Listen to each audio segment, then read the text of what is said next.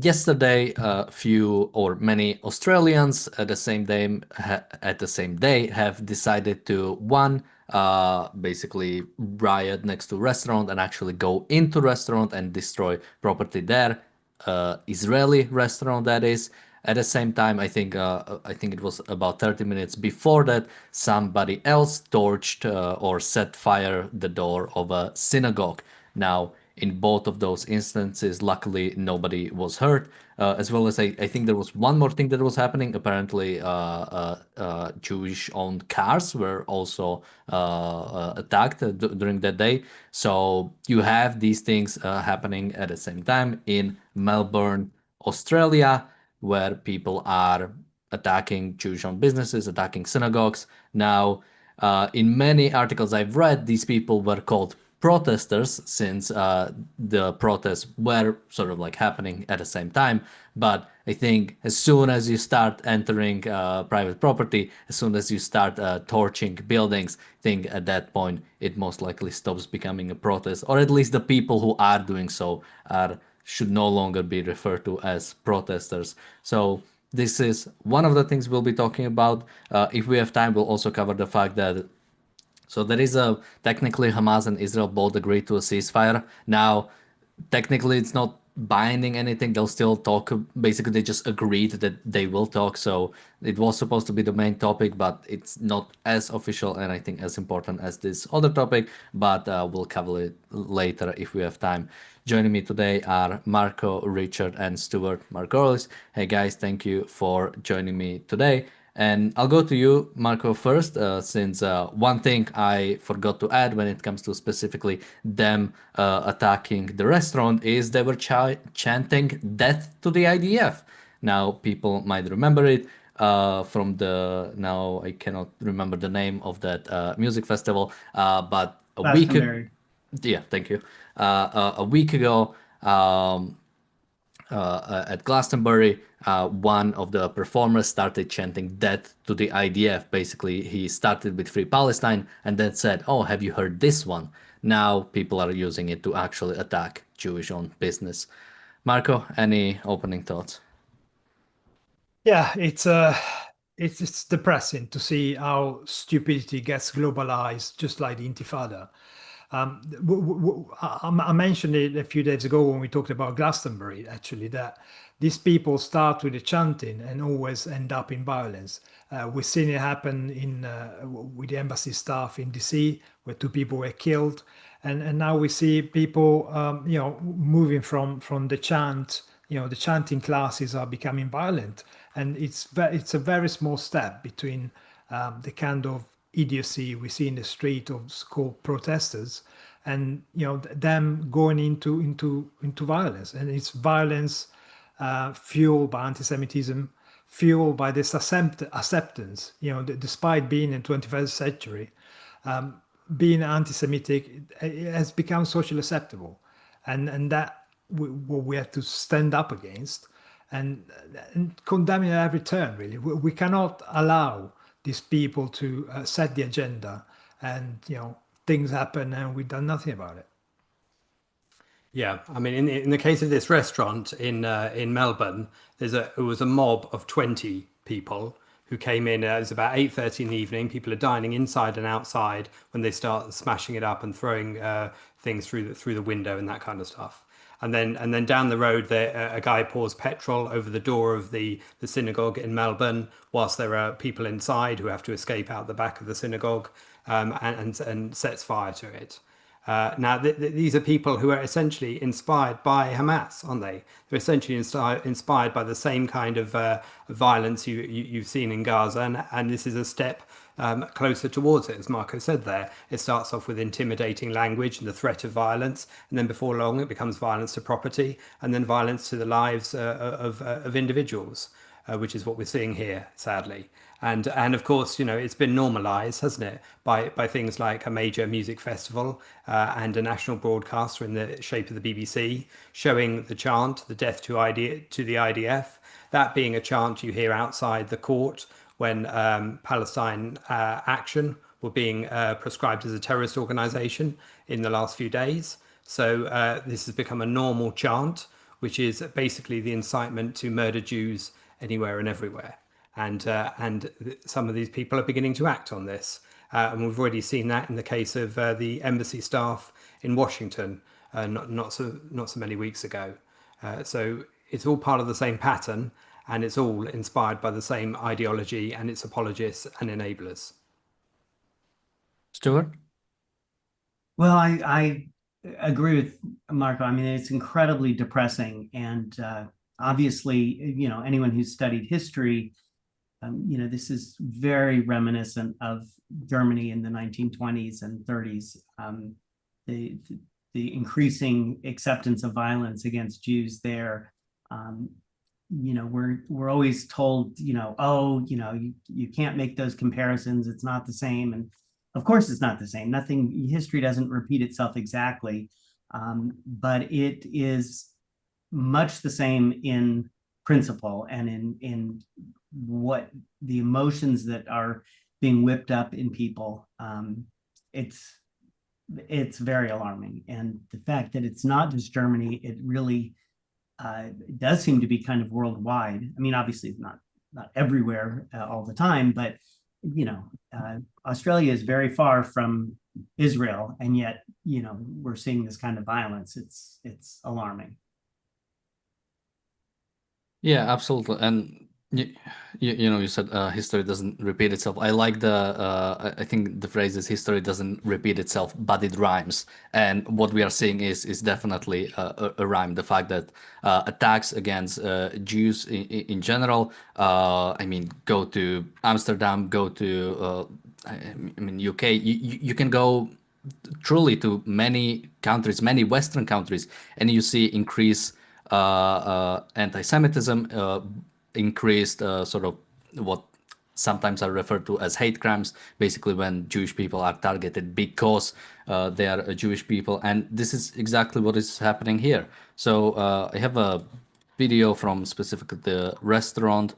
I think we should watch it just to see how it went. Right. No, no. Let's go! For fuck's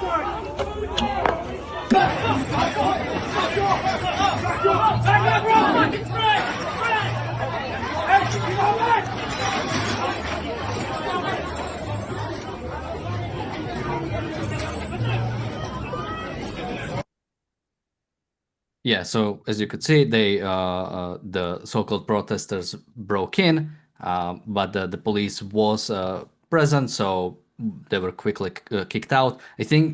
I believe only one person was arrested specifically when it comes to a restaurant. Now, I'm not sure if you guys have seen different numbers. A few people have been sort of asked about what is happening.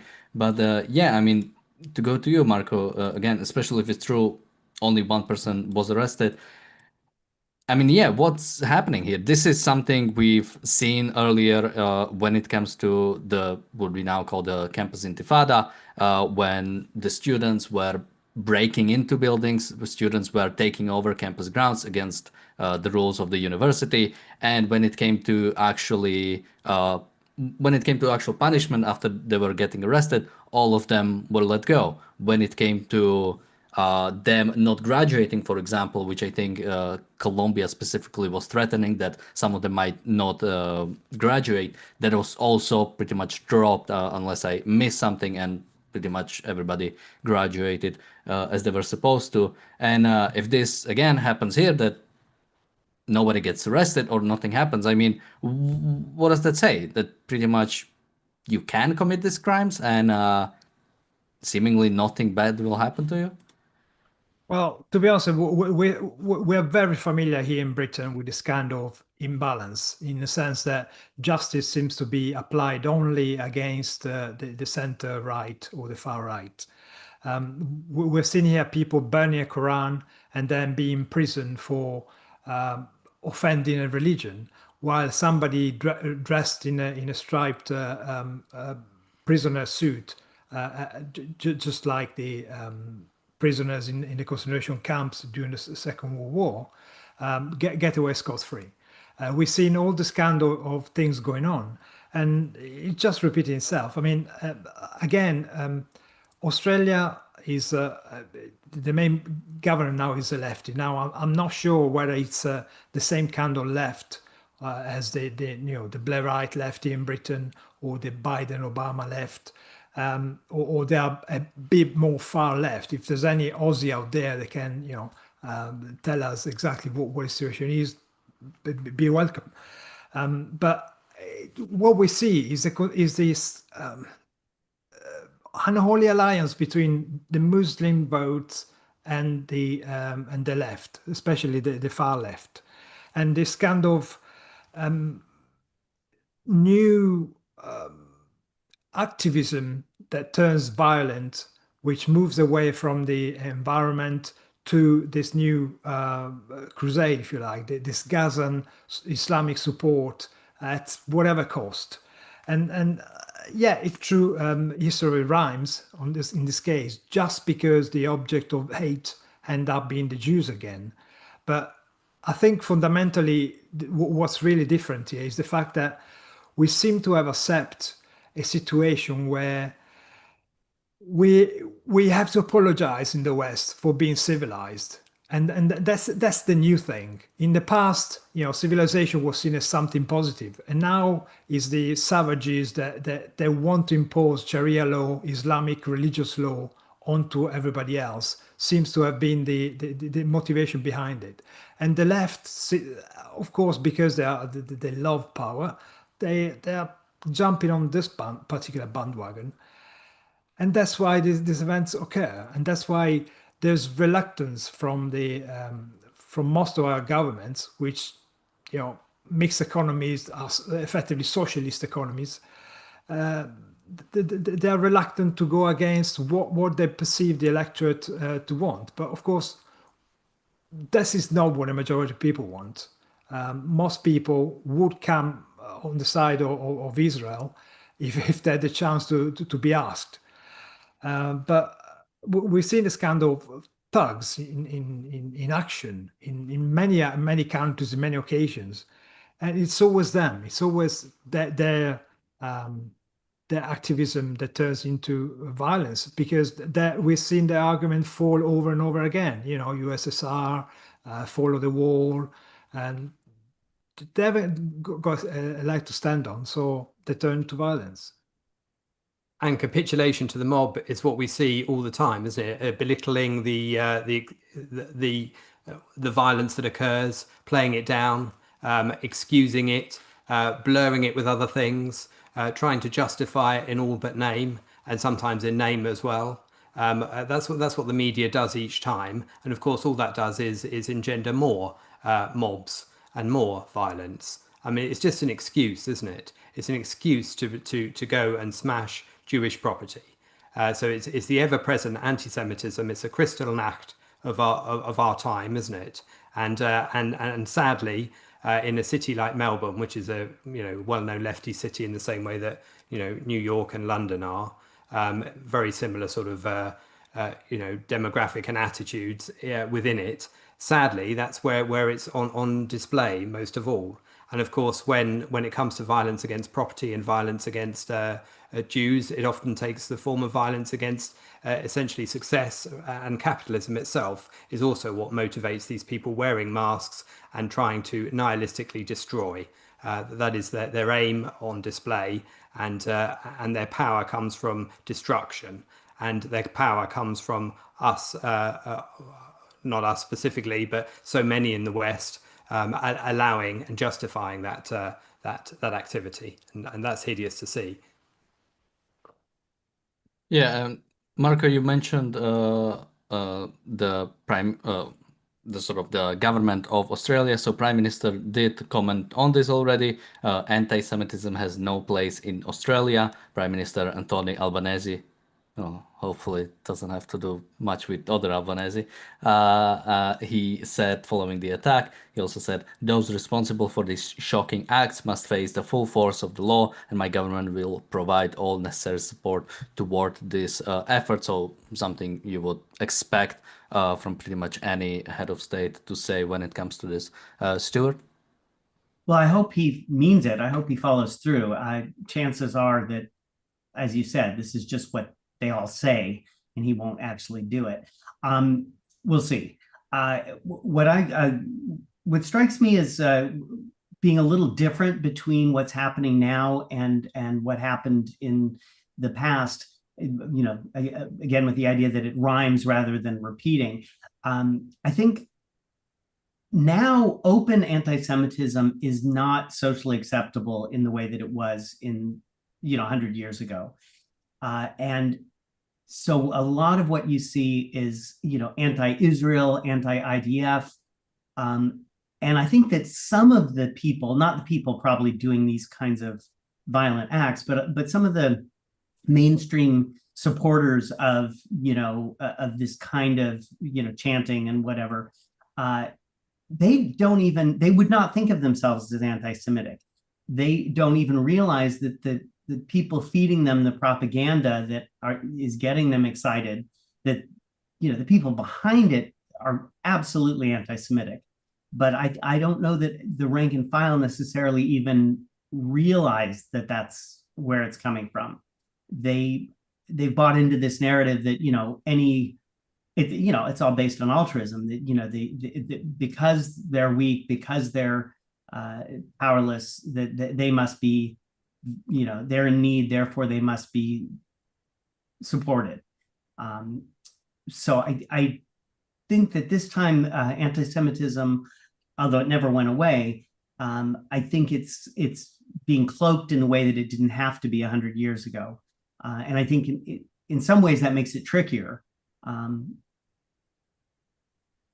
Well, hopefully this won't play out quite the way it did 100 years ago, but it is very alarming, and I think we do need to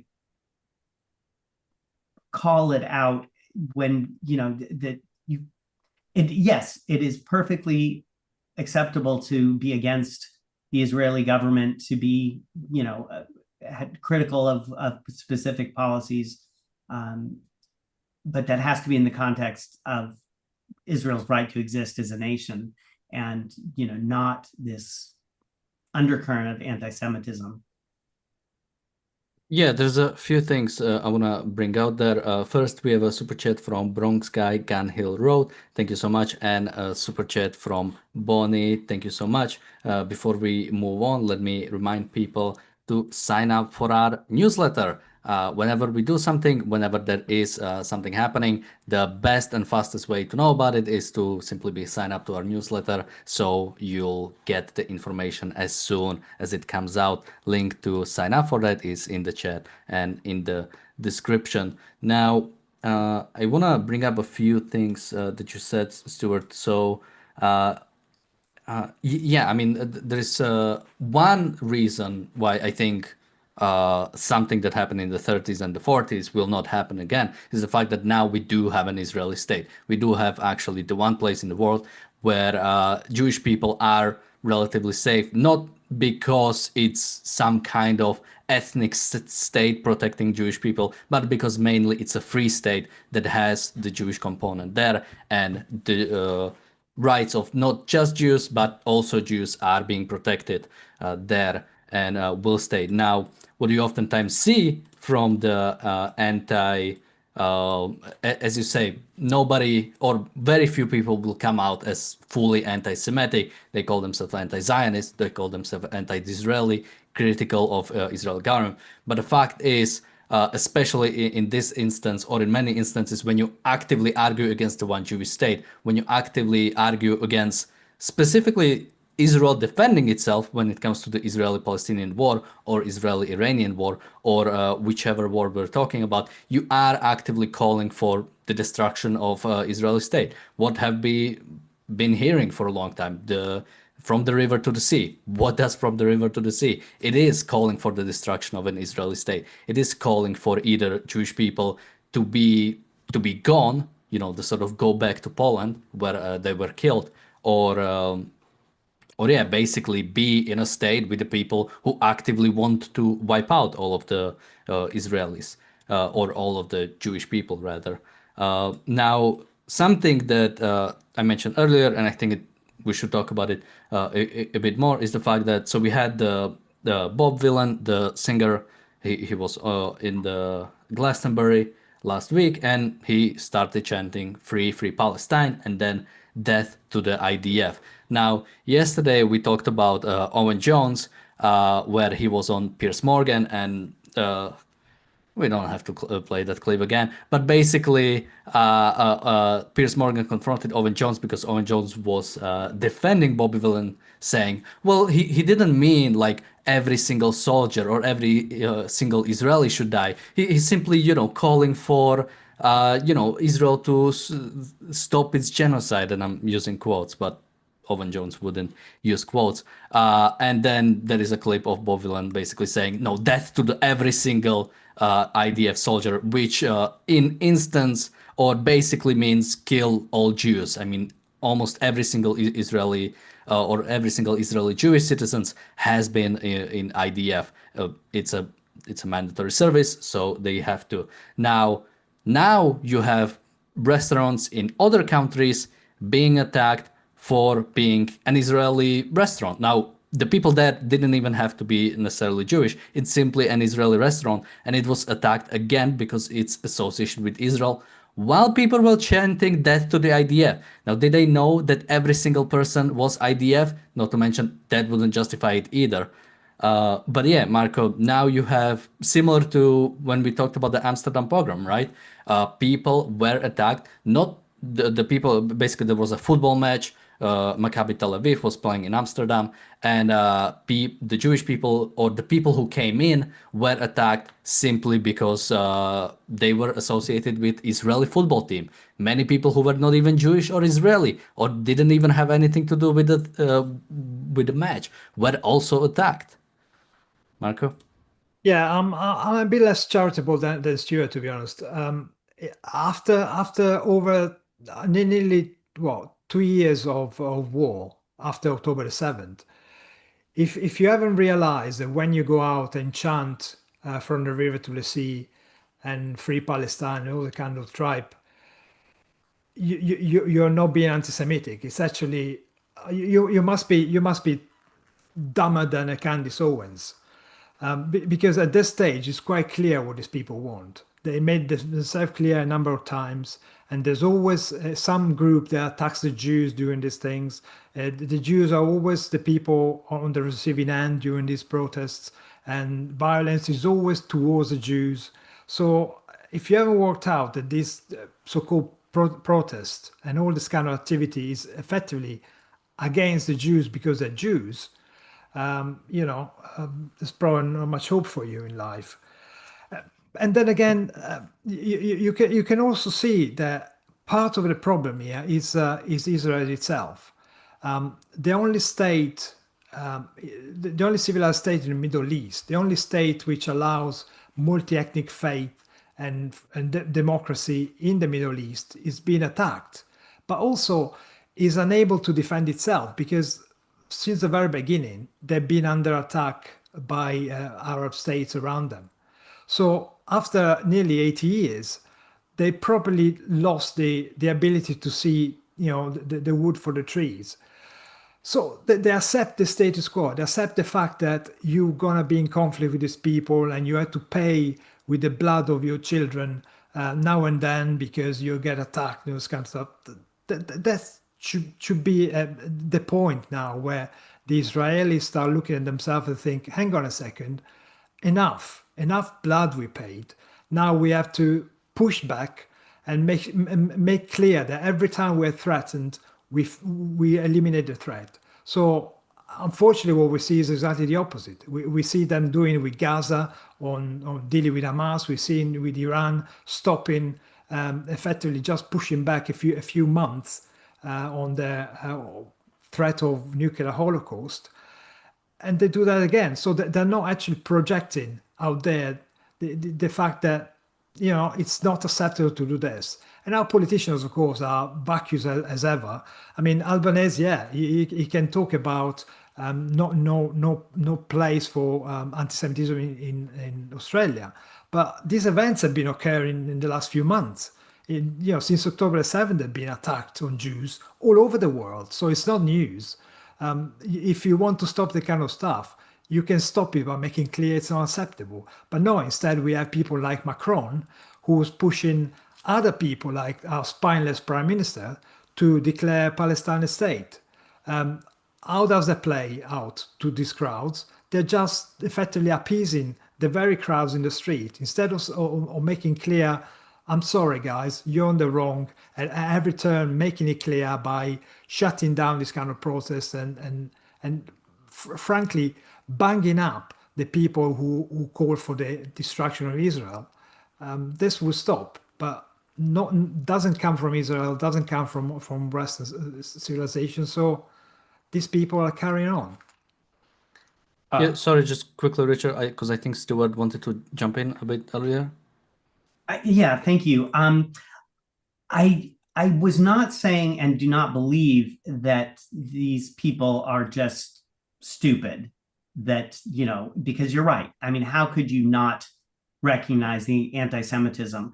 I think it's more an issue of evasion rather than stupidity. I think that having that layer of, oh, it's Israel rather than Jews, allows them to evade for themselves their own anti-Semitism and the anti-Semitism of the movement. So it's not that they're too stupid to recognize it; it's that they're actively evading it. This having that layer of, oh, I'm just against Zionism, I'm just against, you know, it's a self-deception rather than stupidity, I think. Yeah, and I think that's why it's important many times to point out that people who, call themselves anti-Zionist or call themselves simply the critics of Israel, yet it's specifically the fact that it's the Jewish state they are targeting, specifically sort of like this immense focus on Israel that should concern everybody. Richard? Yeah, I absolutely agree. And I think obviously to add to that point, in a broader way, it's obviously the responsibility of each and every individual, isn't it, for the thinking they do or evade and the actions they take, or in some cases don't take where they should take action. And of course, in the case of a mob smashing up a Jewish restaurant is obviously explicitly clear in a perceptual way to anybody. That's quite clear. But it's all of the layers below that and all of the enablers of that, which who are evading the ideology which they're purporting which they're actually displaying in their support of the pro-Palestinian movement, in their support of the kind of people who chant death to the IDF when they defend them, for example. And I think even within our political classes, I mean, take in the UK, for example, Diane Abbott, the mathematically challenged member of parliament, who close companion to Jeremy Corbyn within the Labour Party, if he's still in the Labour Party this week. She, for example, was talking about the Jewish Defence Force instead of the Israeli Defence Force recently, because and that's not just a slip of the tongue, is it? That's because that is what she really thinks. Now, she is somebody who is genuinely dumb as a box of hair, and was displaying it for all the world to see in that. But of course, you could see right through to her motivation, to her thinking, to the fact that she has joined the dots, despite being a less than sharp individual. We have a super chat from Jonathan. Thank you so much. And before we move on, let me remind people that today's show, as every other show, is for now is sponsored by the Objectivist Guide to the Galaxy, written by Zoltan Sendes. If you are an objectivist, if you are a scientist, or if you are neither but interested in both of those disciplines or philosophy specifically, you can check out his new book, The Objectivist Guide to the Galaxy, which is slightly inspired by The Hitchhiker's Guide to the Galaxy, where Zoltan Sendes tries to answer the question of what is the meaning of life, and that goes into 42 different questions which he tries to answer in the book. So you can check out that on Amazon, The Objectivist Guide to the Galaxy. Link is in the chat and in the description. So yeah, following further, something I want to bring up. There's sort of like two separate things. Well, first, we haven't talked specifically about the synagogue attack that much. So just to put out that information that happened about 8 p.m. yesterday on Friday, local time, so Melbourne, where an individual poured a flammable liquid on the front door and ignited it before fleeing on foot. So thankfully, people were about 20 people were in the synagogue, and they were able, including children, and they were able to escape. So nobody was hurt, as I said, in either of those instances, luckily. But this was again attack on a synagogue. This is not some anti-Israel action or something that is meant to target Israel. This is anti-Jewish crime. There is no other way to go around it. And a different aspect that I wanted to bring up, and it's kind of hard to explain it, but when 9/11 happened, you had the rise in anti-Muslim crimes, which is of course wrong. Just because somebody is Muslim, he doesn't deserve to be sort of targeted just because there is some association with that. Similarly here. But something that is, I think, a bit of a different, and I think why this instance of anti-Jewish actions can be comparable to the 30s of Germany, is the fact that there is no action that has been done by the Jewish people or by Israel that I think is warranted that. It's not like Israel or some Jewish individuals committed a 9/11 like attack that now people are specifically targeting that group because of that. It was Israel who was attacked on October 7th, and now Jewish people are attacked following that because they were attacked and because Israel is defending itself. So this is like the example of like hatred of the good for being the good. It's Israelis and Jewish people are attacked specifically because they are defending themselves, specifically because they are fighting against either the authoritarian nature of Hamas or Iran or terrorism. I mean, Stuart, how flipped is the world? The fact that, of course, condemning all the like anti-Muslim crimes targeting like innocent people, but you can at least like make that connection that okay, you can kind of see the connection. Something was done by really bad by that group, and now that group is being targeted. Still wrong, but there is a sort of like a connection, right? But here it's there is none. It's Jewish people are attacked because they are defending themselves. Well, I mean, you're right, of course, absolutely. I think, though, that some of this could have been avoided if Israel had decisively gone in and wiped out Hamas that first week, because at least much of the world was horrified. Yeah, not enough of the world, but at least much of the world was horrified and would have fully understood if they had just gone in and taken care of the problem. What happened, people have an incredibly short attention span, and also Israel, for maybe good reasons, but they haven't released a lot of the footage, and I think people either forgot or it's just easy to gloss over the horrendous nature of the acts on October 7th. Meanwhile, in the news today, they're focusing on, oh, look, there's this Palestinian child that was killed or, is starving or, so they're reacting to what's in the news cycle today. And unfortunately, there's this, bias against Israel and against what they're doing. And, Hamas is the one thing they're good at is propaganda. And so they're spinning this as genocide and as this horrible attack by Israel, and Israel is not doing a good enough job of reminding the world that this is a response to an incredibly horrific act and fully justified as a response. But they're not very good at that, and people have an incredibly short memory and short attention span. So it's sad, but that's where we are. Yeah, I mean, I think you are right on some level. The fact is, I mean, we'll probably cover it in a bit, is the fact that Israel is now again agreeing to some form of a ceasefire with Hamas. So this is negotiating with a terrorist organization. Now, we kind of hide behind the fact that technically we are not negotiating with terrorist organizations because we are going through Qatar, we are going through Egypt, we're never dealing directly with the terrorist organizations. But this is what's happening, and this is the sort of the inaction oftentimes by Israel definitely has, I think, contributed to the sort of anti-Israel rhetoric. But the fact is that even but the fact is, even when Israel is being sort of is being mild, or is being, trying to uphold the sort of principles of international principles, right?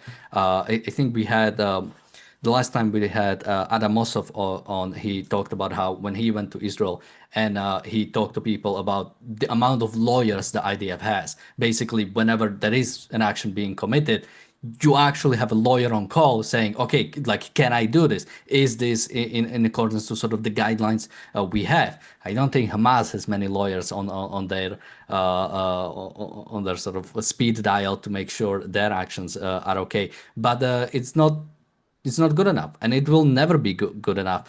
Israel can go to the ICJ and argue the case, say that still ICJ has no case against Israel pretty much. There has been pretty much nothing big that came out. So Israel can try to do all the best, try to uphold any standards that want, and it will never be good enough because the standard is not self-defense or proper self-defense or anything in that regard. It's the fact that Israel cannot defend itself. That is the point. That's why the number was too high when it was like 5,000 Palestinians who died. It already then the number was too high according to some people. So there was never like a small enough number that Israel could commit to that basically would make Israeli actions okay. Marco? Yeah, and part of the problem is that, as Ayn Rand pointed out, racism is the lowest level of collectivism. So these people belong to a tribe, and as I mentioned earlier on, if you're a lefty, chances are you'll be barraged with information or the poor Palestinians against the evil Israelis. So it's automatic to see a synagogue. It takes a Diane Abbott intellectual level to attack a synagogue because you recognize the symbol of the other team, the people against you. So that's an immediate, very low level kind of brain dead attack. But yeah, if you recognize yourself as part of the fight of your team against the other guys, whatever the other guys are, just the fact that it's your team is enough to justify your actions. Most people don't really understand, probably can't even work out where Israel is or what Palestine is or what the history is. Most people don't even know. They just align themselves to the flags and they go on with that. We've seen the videos of the old woman, not even knowing what sea and what river. These people go just out there and do what they've been told by the masters. Really, these are just super second-handers who just follow their own colors. And yeah, Israel hasn't done enough. Hasn't done enough to defend itself. Hasn't done enough to make the point that they're defending themselves. It's not like they go out with imperialist motivation. They don't go out to invade Iran. They don't want Gaza. Gaza was returned to the Gazans, who used it to effectively build a war machine. So, the clues are there. The information is there. Is out there. It's been out there for decades. It's out there now. But these people choose not to see it. As Stuart said, they're evading the facts. So they're not interested in facts or what's true, what's not. It's just pure tribalism, pure evil, which is the choosing not to see what's out there and going just by your racist motivations. And the fact Yeah, sorry, Richard, because Marco did mention it, so now we have to play it. I know it's an old video, but it's a good one, and we haven't played it probably for over a year, so let's just quickly watch. It's just 30 seconds. Honey, you don't look Palestinian. From the nation to the sea, Palestine will be free. From the nation to the sea. No, from the mountains to the sea. From the mountains to the sea. That's what we want. From the mountains to the sea? Yeah. Which mountains? You don't know, eh? You fucking idiot. All right, that was a fun one. We watched it a long time ago. But yeah, this amount of and we've seen that before. I think now this episode is not about clueless pro-Palestinian people, but I think there was one more video from the Columbia University where I think one of the students was asked, why are they protesting? And yeah, she didn't know. Yeah, again, the amount of like mob mentality or sort of like collectivism that you simply see, okay, oh, we are protesting now. So everybody's going protesting. We don't know what it's about. But the fact is that you can try to claim or try to feign ignorance, but the fact is you are giving credence to this. Every single person who is on these pro-Palestinian protests are giving in sanction to the terrorist organization, to the Palestinian people who are actively trying to simply wipe out all the Jews from the area. So, yeah, Richard. Yeah, and further to what Stuart was saying earlier, I mean, the thing that about people having a goldfish level attention span, for example, I mean that is a symptom, isn't it, of people's lack of thinking, lack of use of reason. The fact that people respond to an image in the fore and treat that as an argument is the same thing. It's a symptom of their lack of use of reason and their lack of thinking, and they're thinking in isolated little pockets, little bubbles of thinking, or little bubbles of reaction and emotion, which simply don't think beyond the second that they're looking at something, and all of that is a big problem. I think when it comes to the Hamas negotiations, for example, even in the coverage, at the first glance, you can see what's going on, because on a BBC article for the latest story about Hamas being positive towards the negotiations, what have you got a picture of? You've got a picture of Palestinian women and their children in the rubble to accompany that picture. The victims and Hamas is being positive about the future.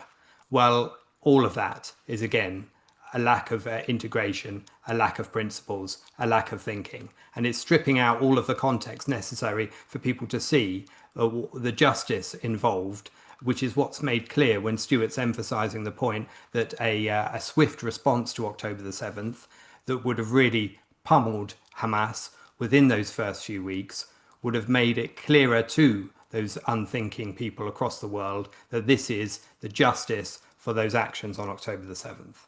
And because of the delay, because of the capitulation, because of the giving over of time, space, and PR to the side that is the hostage-taking side, that enabled for far too long those facts about October the 7th to be watered down, forgotten, denied, despite the GoPro evidence of the perpetrators of it, and all of their legion of supporters who were initially shocked but very quick to revert to their standard anti-Semitism and anti-Israel stances that they held before October the 7th. They just switched back to type and continued with their what they were saying before, and therefore making Israel the enemy.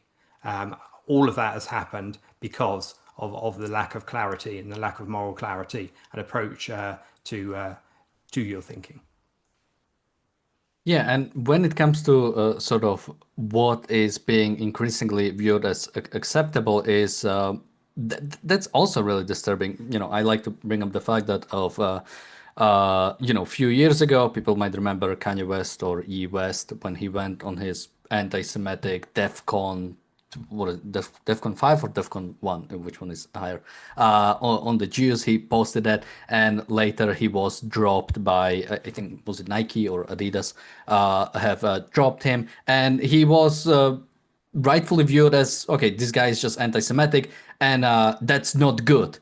So everybody, he was pretty much like canceled, I think rightfully so.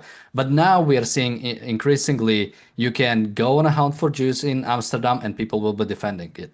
You can chant death to the IDF and you'll have people defending you.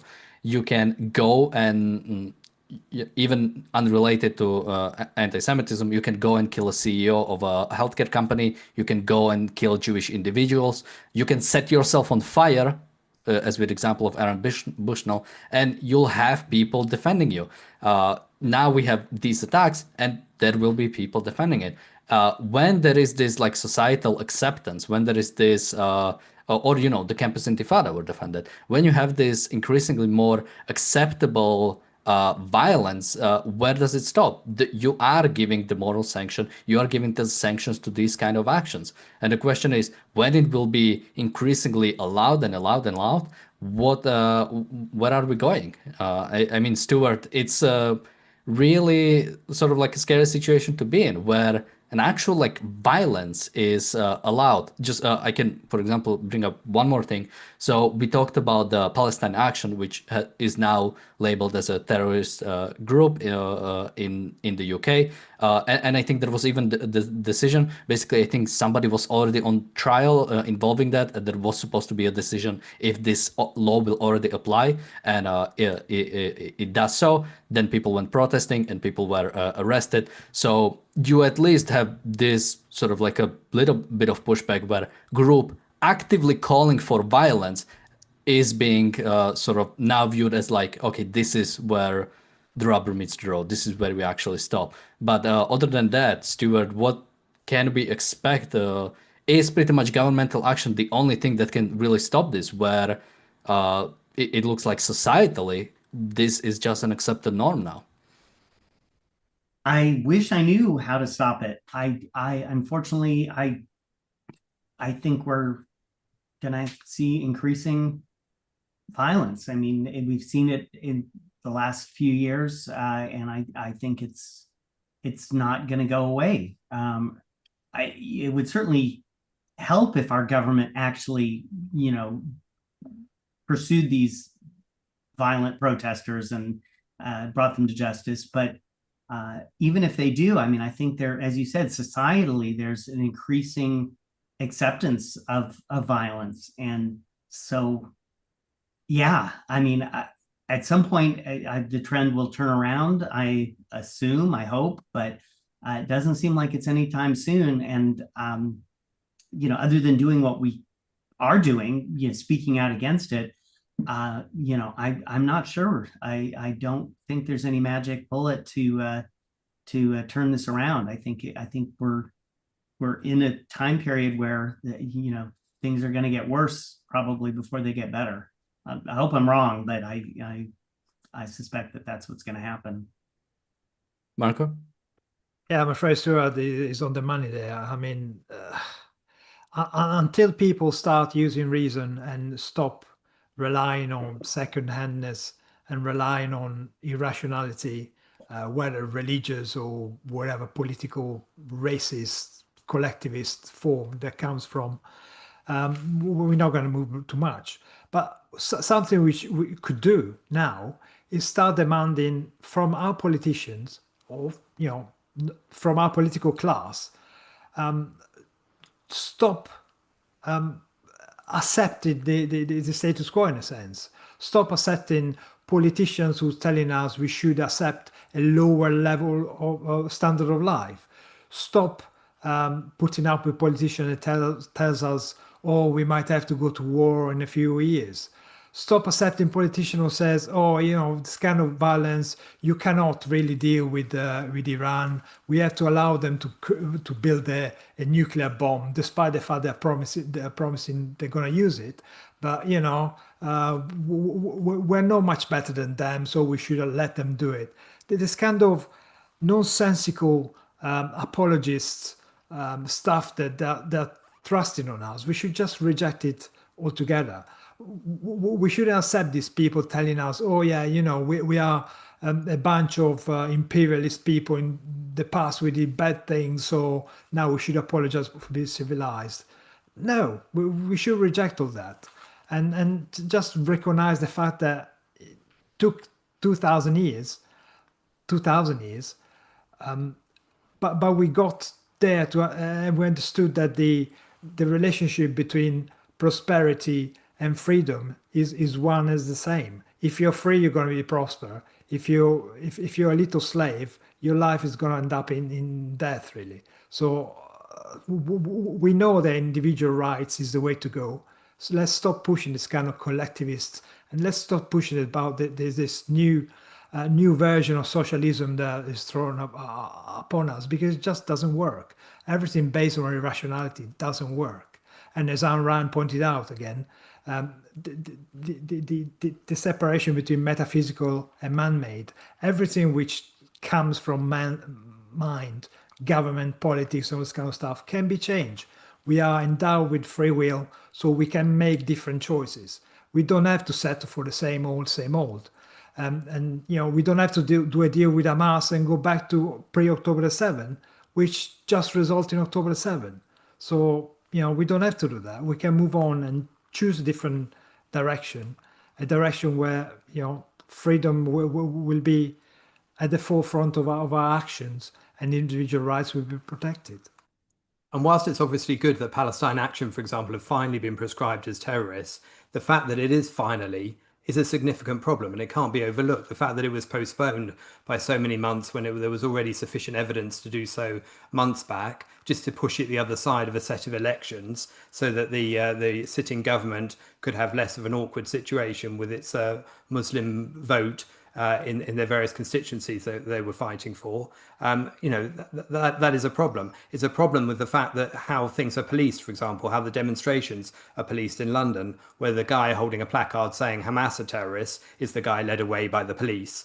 And those with placards that support Hezbollah are essentially marching freely because they're the larger group, and the larger group, the more intimidating the mob, is therefore deemed to be right, at least right in terms of being able to get its message across because of its force of numbers. And that is a problem as well. That is a problem because people interpret the larger the group, meaning that's an identification of what is true and what is not. And it's clearly not the case.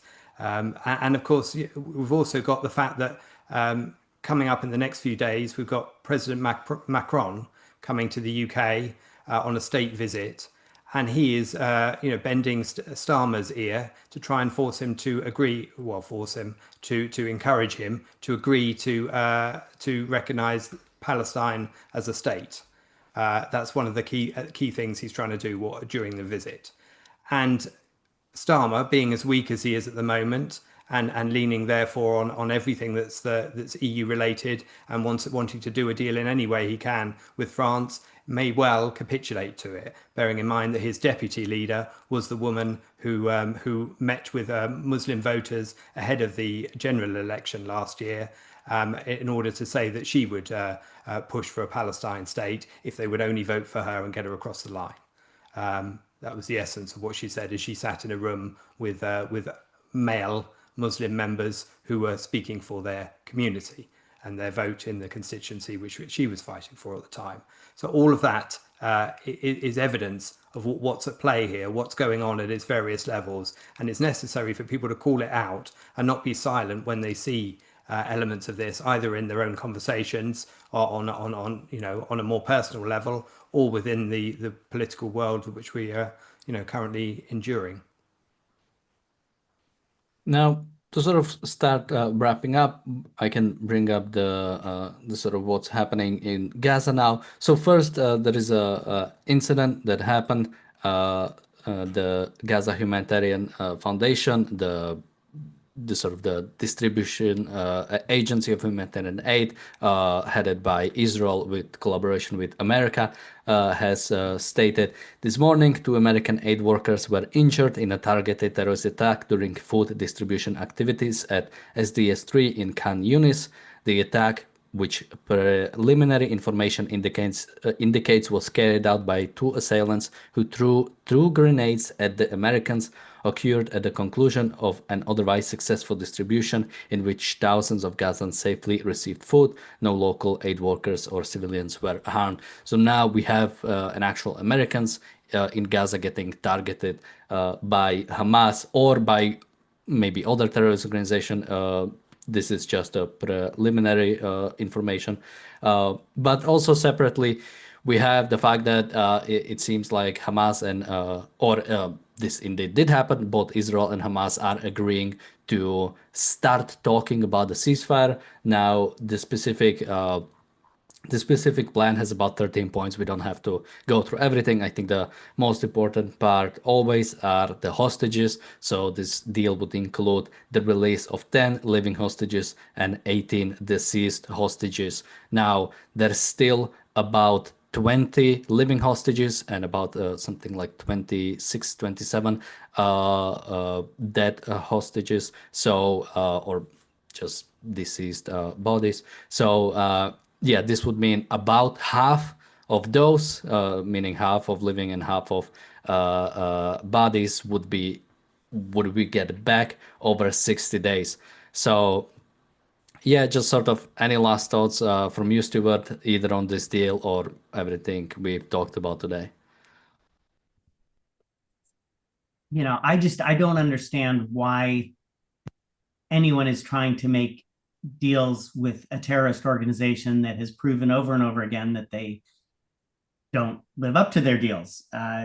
It's just bizarre to me. I mean, I understand wanting your hostages back, but I still think the right thing to do would have been to just go in and wipe out Hamas completely. And yes, that may sound cold because that probably would have resulted in the death of the hostages, but how many IDF soldiers have died because they're doing this in this incredibly excruciating way?